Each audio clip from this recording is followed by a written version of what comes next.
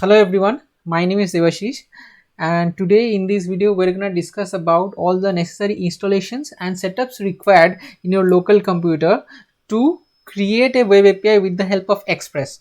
As I've told you before in my previous video, that Express is a library that is used for creating web APIs or creating web servers for Node.js applications. Okay, so you might have guessed it right, we require Node.js to be installed in our computer. Another thing, to write the code, so we require some code editor. I will highly recommend to use VS Code as our default code editor. I will be using VS Code in the whole tutorial series. It is one of the most famous code editors right now, specifically for web development. To install Node.js, we have to go to this website nodejs.org. I'll provide a link of this website in my description box. This is the official website of Node.js organization. It will show you two options for download. One is this long-term support or LTS version, another one is the current version. It is mostly recommended that you should use this long-term support version because this is the latest stable release, and this is, in most of the cases, it will be bug free. The current version, which is under production right now by the Node.js team, this version will have all the latest features which they are going to provide in the next long-term support version. This might have bugs, and this is not required for our basic applications, and even for advanced applications we can use this long-term support version, and it is mostly recommended. As it is already told in the website, it is recommended for most of the users. So we should download this long-term support version. I'll recommend you to download this long-term support version. Another thing which you need to download is this code editor, VS Code. I'll also provide a link of this website in my description box. You have to go to this website code.visualstudio.com. In that you will get a link for download this VS Code. There's nothing much in it. You can easily download this. To create my web app, I have created an empty folder named Express tutorial. Inside that empty folder I will be providing my all the source code, all the files will be created inside this folder. So what we need to do is that we need to right click and we'll get an option called open with code, and if I click on this, it will open the VS Code for me in this particular folder itself. Another thing what you can do is that you can go to this file tab. Inside that file tab you will get an option called open folder. Click on the open folder and just select the folder or browse to the folder. After going inside that folder, click that select folder option. It will open that folder for you. Okay. Another thing that you require is that this default terminal you require. To have a new terminal, what you can do is that you can just go to this terminal tab and click on this new terminal. Another thing which is mostly preferred is clicking this Control Shift and tilde. Tilde is just below your escape button. You can click on that and it will create a default terminal for you. The default terminal means for Windows it will be PowerShell, for Mac and Linux it will open the default terminal. Whether your Node.js is installed correctly or not, that you need to check. How can you check that thing? You can type here node-v or node-version. If you type that one and click enter, it will show you the version number of node. If it shows the version number, that means it is already installed correctly. If it doesn't show the version number, then there is a problem in the installation. You have to reinstall the whole thing.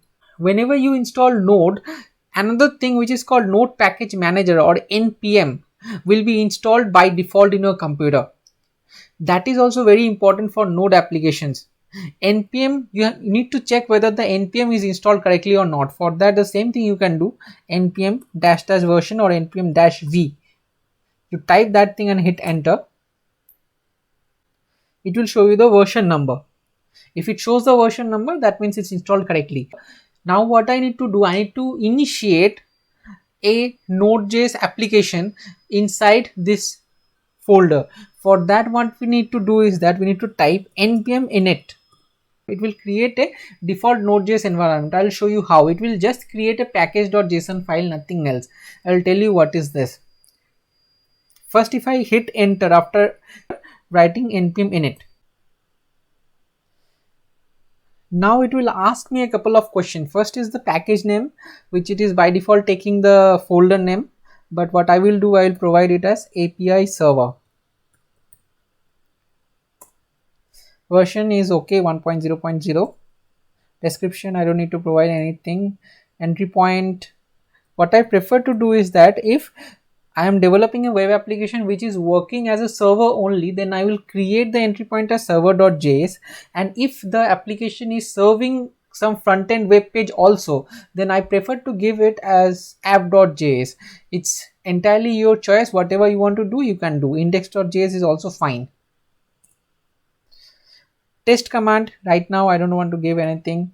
Git repository, as of now nothing. Keywords not required. Author not required. License will provide MIT. It's asking that whether the details that I have provided is okay. Whatever it has got, it's okay. The default is yes, so we have to press enter, and you can see here it has already created a package.json file for me. If I open up this package.json, I can see it has all the details that I have provided to it. What is this package.json file? This is a kind of a blueprint of your web applications. It will hold some data, like if you come from a background of HTML, you will have this header tag, right, or the metadata. It's kind of that for your application. In any node application or any web application, what we have to do is that we'll use a lot of features which are provided by third-party libraries. So that third-party libraries needs to be installed in your computer also. So here we are using Express, which is a third-party library to create this web API. So that Express is also needs to be installed. So for that, what we need to do is that we need to open up this terminal, and here we will type npm install Express.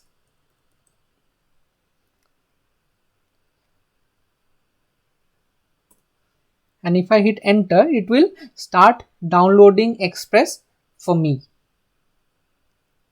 As an alternative way to download Express, if you don't know what to type, we can just Google search that Express npm. Then the first option that we will have here, just click here Express npm. It will take us to a website called npmjs.com. This is the website which holds all the packages inside it. Okay, so we have this Express package here, and it will show you how to install that. It will tell you that you need to type npm install Express, and this will install Express in your current folder. Here our Express is downloaded and installed. Here we can see that there is another key called dependencies is there, which is added, and it shows Express installed here. Okay, so we have successfully installed Express. You might have noticed that we got another folder called node modules. What is that? Node modules is a folder which will have all the packages, all the necessary files that any third-party library or your app required. Actually, this Express requires a lot of third-party node packages. All these node packages and all the Express package, everything is held inside this node modules folder. So we have finally successfully installed Express as our dependency. We have finished installing everything whatever is required. There are some of the things which are required, and that will be required at later stage, so I'll tell you at that moment itself. So from the next video onwards, we will start coding. I will show you how to code and what are the things you need to write to get it running. That's it for today. Thank you very much for watching.